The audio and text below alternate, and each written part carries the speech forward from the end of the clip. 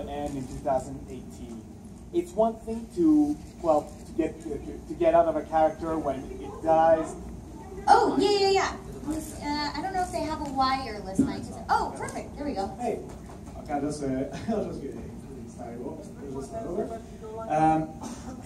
Fairy Tail ended this manga run in two or 3 weeks ago, and it will end the anime run in 2018.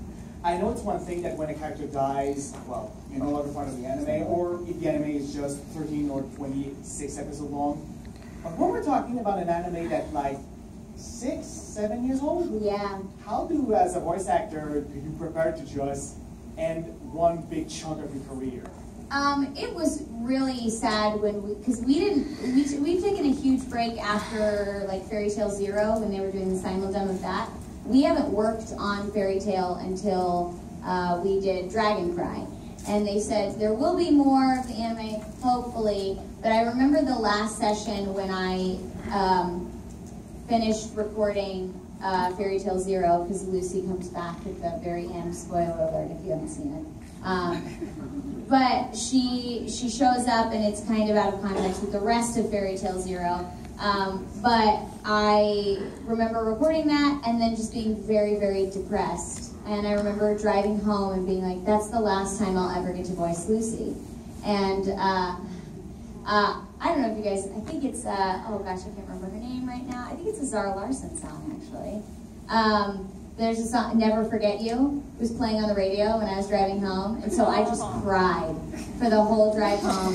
I'm in Texas, which is where I stay with my family when I go to record Fairy Tail, and I thought, man, I probably won't be able to come visit my family as much because I won't be working on Fairy Tail, and I won't be able to go to Funimation, and I started working in anime there, and these people are my family, and so it'll be incredibly sad when that ends. But then I always think about, well, would you rather it not end? Would you rather it just keep going and going and going, and then people say it used to be really good, and then they just kept adding on extra episodes when it didn't need to, and they should have just ended the story. So I'm going to give a lot of credit to the Japanese creative team for saying, like, this is where the story ends, and this is the best way that we can send them off. And hopefully there will be more Fairy Tail later if they want to bring them back, if we could see Lucy and Natsu and the gang in the future.